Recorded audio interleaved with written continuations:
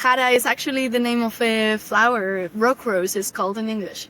Oh, incredible. And so you work a lot with plants and vegetation and that sort of thing. I was already meant to be someone that would work with nature and biological elements. So it's a very good insulator for many applications. So as much as like thermally as well as acoustically. The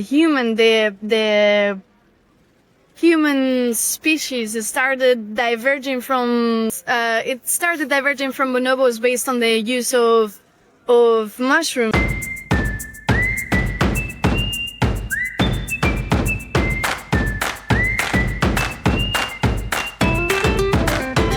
And behind me is a woolly mammoth. Isco che la nota? Extraordinary People podcast. I'm here with... Jara Salveña Martín. Where does that name originate from? Yes, I'm from Spain. I was born in Spain. I studied there my bachelor's, and then I came here to Utrecht to study my master's. So Jara is actually the name of a flower. Rock rose is called in English. Oh, incredible. And so obviously we'll probably get into this in a second. You work a lot with plants and vegetation and that sort of thing. I was already meant to be someone that would work with nature and biological elements. For sure. Yeah, so I think what's intriguing is that you work with mushrooms, right? Yes. Well, I work with fungi, so mushrooms are very much just the reproductive body of fungi. And I work with the permanent part of the fungus that grows underneath the ground.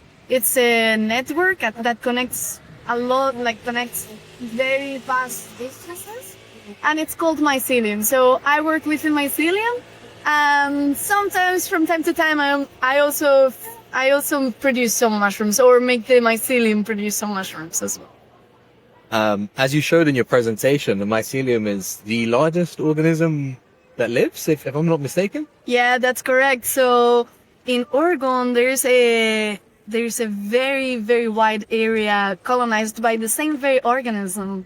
So imagine that this is spreads across, I think it was like 100. Sorry, you're gonna have to cut this. No.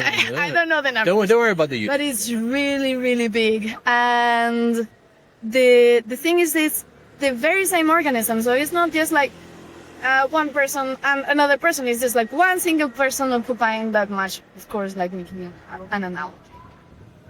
That's insane. And do the mycelium have natural predators or things that gnaw away at them underground?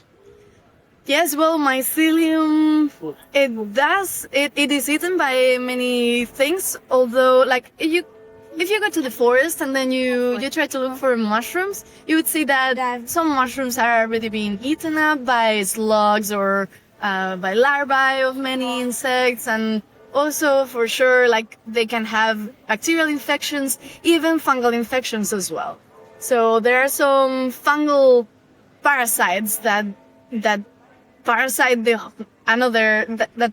other myceliums.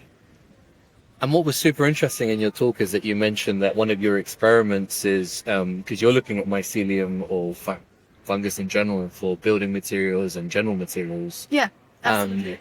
And the idea, I think, that you showed us is that by using different wavelengths of light, you get different results. Can you just expand a little bit on it?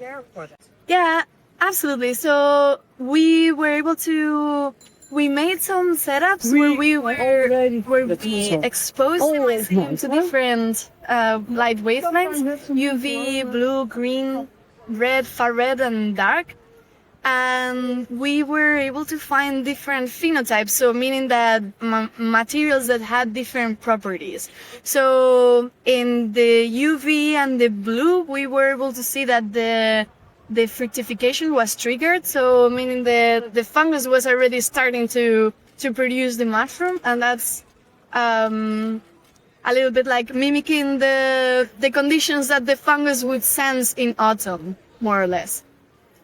And in UV, we also found that in those areas where the UV was the light was quite intense, we also had no fungal growth. meaning that the fungus was dying in that very spot. And that's exactly what you expect from UV, right? Like that it, as you mentioned, it kills. Absolutely, we would expect that. As UV, we protect from UV because it damages DNA. It produces mutations that can lead to death. So that's why we were expecting the mycelium to not grow as fast, but the amount, like the accuracy of the localization that we were able to find was very, very surprising, because there is this phenomena that we discovered, that the photomasking, in which the light could draw a pattern on the growth of the mushroom. Sorry, on the growth of the mycelium. So you obviously use like certain equipment to filter out certain wavelengths of light and stuff like that. But how does it happen in nature? Is that, for example, if what? Because I'm not the best physicist or whatever, but my understanding is that I think from the sun you end up getting like more white light, and then it splits or it diffracts into these different wavelengths. June 13th will be my last day, so... But I think my point is that, does it, for example, if it goes through a canopy of trees, will that change its wavelength? If it goes through the atmosphere, will it change its wavelength? Will the geography affect the kind of light that the mushroom experiences?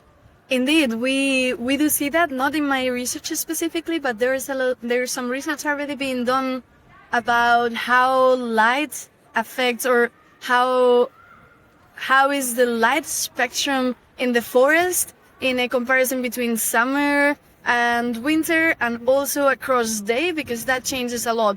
And those differences, they usually rely on the ratio between blue and red light, and also some ratio between red and far red light.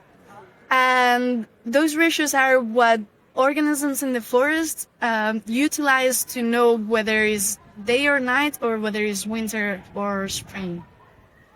So you had some really interesting samples. Maybe before I let you go later on, I'll just take a few snapshots of those. Yeah, that would be great. I really like the fact that some were a bit more fine in their properties, and some were a bit more spongy. But what was interesting is that you said that there's loads of applications. I mean, you showed on your slides, burning fungus is you only take the layer or you char it. Yeah. What kind of benefit do you see of using mycelium in everyday objects? Well, mostly it's a very sustainable alternative for whichever application that we find for it. And we also see that it's very insulating. So it's a very good insulator for many applications. So as much as like thermally, as well as acoustically. So that is those I think that are very those are quite appealing for different uses. You mentioned in your talk that perhaps in places such as here in the Netherlands or other countries where building protocol is very, very strict, you don't think that currently mycelium could be used? Mm-hmm. Yes, indeed. So pretty much as you commented, the standards for industrial materials for construction uses are very stringent, which precludes the mycelium materials to be used for these applications.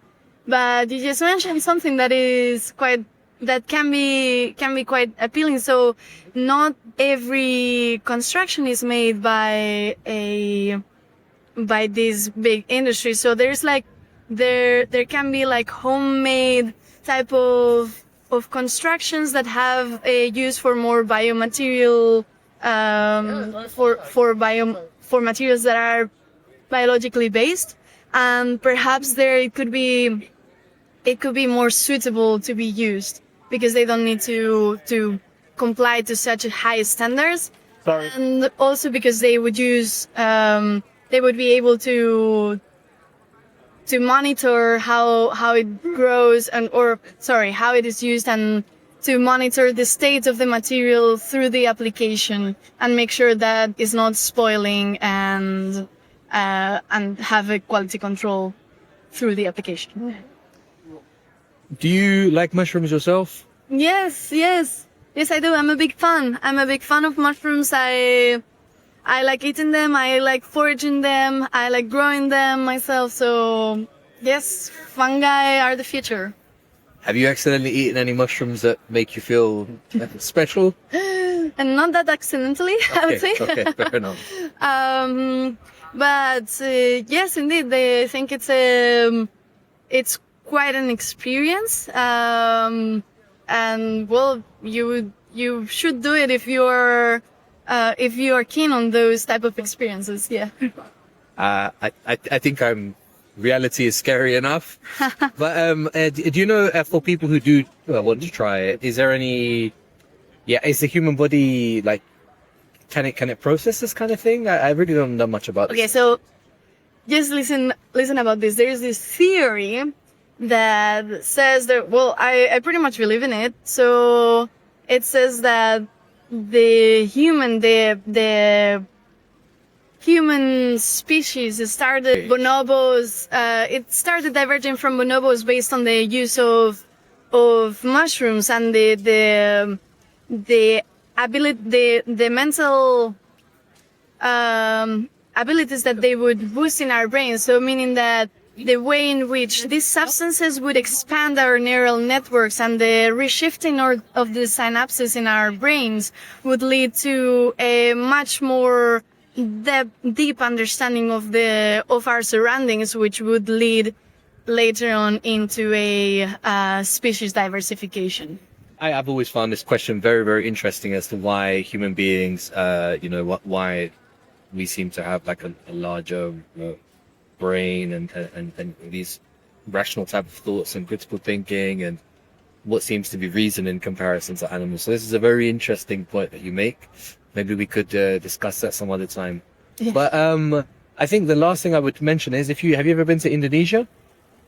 I have been to Indonesia.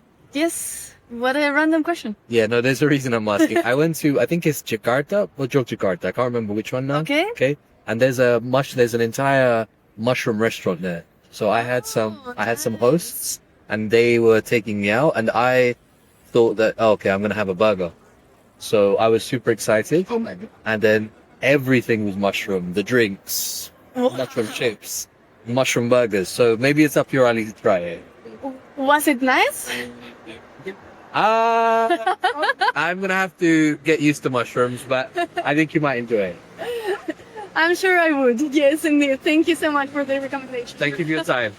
Bye. Bye.